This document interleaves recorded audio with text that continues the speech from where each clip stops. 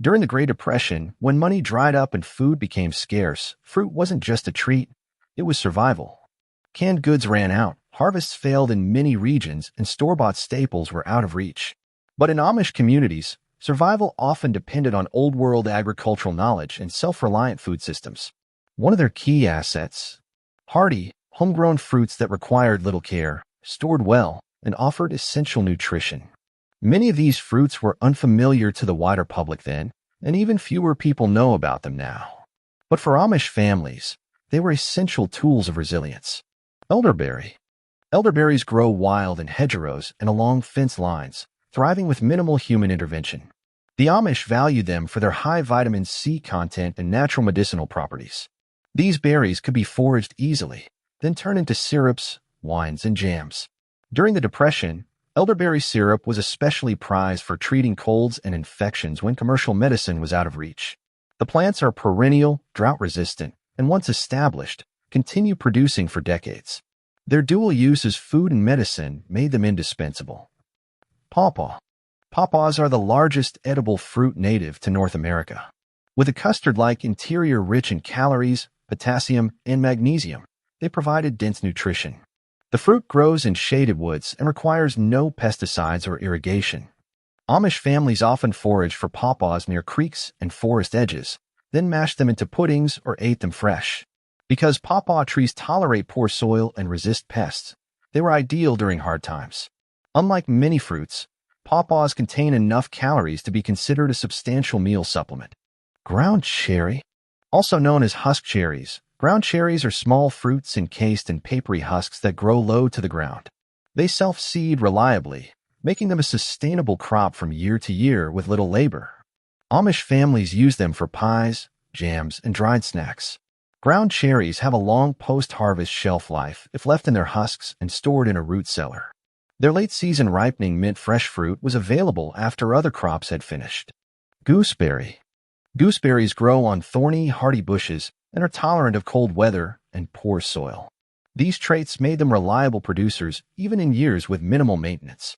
The Amish grew them for use in pies, sauces, and preserves.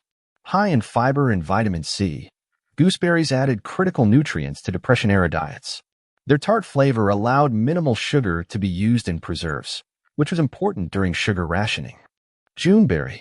Juneberries, also called service berries, yield small, dark purple fruits resembling blueberries. They ripen in early summer, making them one of the first fresh fruits available each year. Amish families used them in baked goods, syrups, and dried them for long-term storage. The trees resist disease and are cold-hardy, surviving harsh winters without issue. Because they ripened ahead of the main harvest, they filled an important seasonal gap in food availability. Red currant. Red currants are tart berries that grow in clusters on compact bushes. They produce high yields in partial shade and poor soil. Amish households use them to make juice, wine, jelly, and high pectin preserves. Red currant jam was especially valuable because it could be made with minimal sugar. The bushes require little space and can be planted densely, making them ideal for small garden plots. Black raspberry. Black raspberries are hardier than their red counterparts and rich in antioxidants. They grow wild along fence rows and in forest edges, needing little care. The Amish use them for vinegar, syrup, and jam, as well as medicinal infusions. Their canes spread rapidly and can take over unmanaged areas, providing reliable harvests each summer. Their strong flavor meant a little went a long way in preserves and sauces. Crabapple. Crabapples are small, sour fruits that grow on tough, disease-resistant trees. Unlike commercial apple varieties, crabapples require almost no pruning or spraying. Amish families use them for jelly, cider vinegar, and pectin to help set other fruit preserves.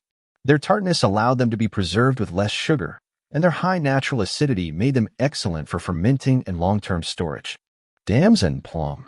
The damson plum is small, firm, and tart, ideal for jams and fruit butters. The trees are compact, disease-resistant, and yield heavily even in poor soil. Amish households made damson preserves that kept well through winter.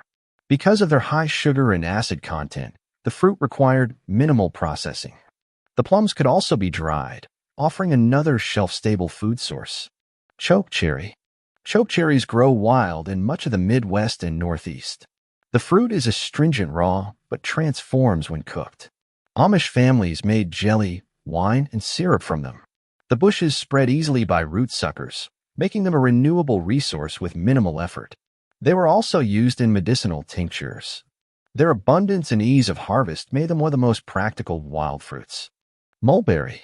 Mulberries are sweet, dark fruits that fall to the ground when ripe, making harvest simple. The trees grow fast, need little care, and tolerate drought. Amish families dried them for snacks, baked them into pies, or cooked them into thick syrup. High in iron and potassium, they contributed critical minerals to a diet that often lacked variety. A single tree could feed multiple families for weeks. Nanking cherry.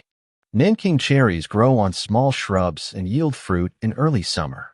The fruit is bright red, tart, and best suited for jelly or wine. Amish homesteads appreciated their cold hardiness and early bloom, which provided food before other fruits ripened. The bushes can be used as hedges, saving space while producing food. They also attracted pollinators, helping nearby crops. Wild grape. Wild grapes climb along trellises, fences, or even trees, making them ideal for growing in marginal areas. The Amish used them for juice, wine, and vinegar. The fruit is highly acidic, which allowed it to be preserved with minimal spoilage. Vines grow rapidly without fertilization or spraying. During the Depression, wild grape juice often replaced purchased beverages. Medlar. Medlars look like small, rough apples and are eaten only after bledding, a process of ripening after harvest. This made them especially valuable in late fall and winter. Amish families used medlars in sauces, jams, and cooked dishes. The trees are frost-tolerant, grow in poor soil, and resist pests.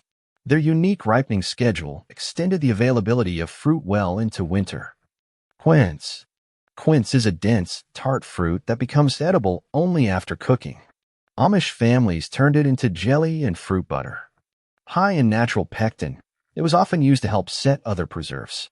Quinces store well in root cellars for months. The trees are hardy, drought-tolerant, and require little attention.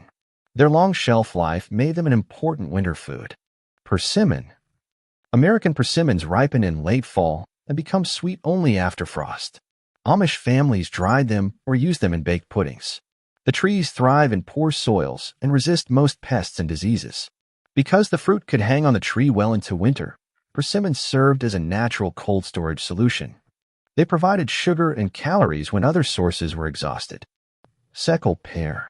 Seckel pears are small but intensely sweet, with dense flesh that resists bruising. The Amish grew them in home orchards and stored them in cellars or canned them whole. The trees are compact and cold-hardy. These pears kept well into the winter, and their high sugar content made them ideal for preserving. They also fermented well into perry, a traditional pear wine.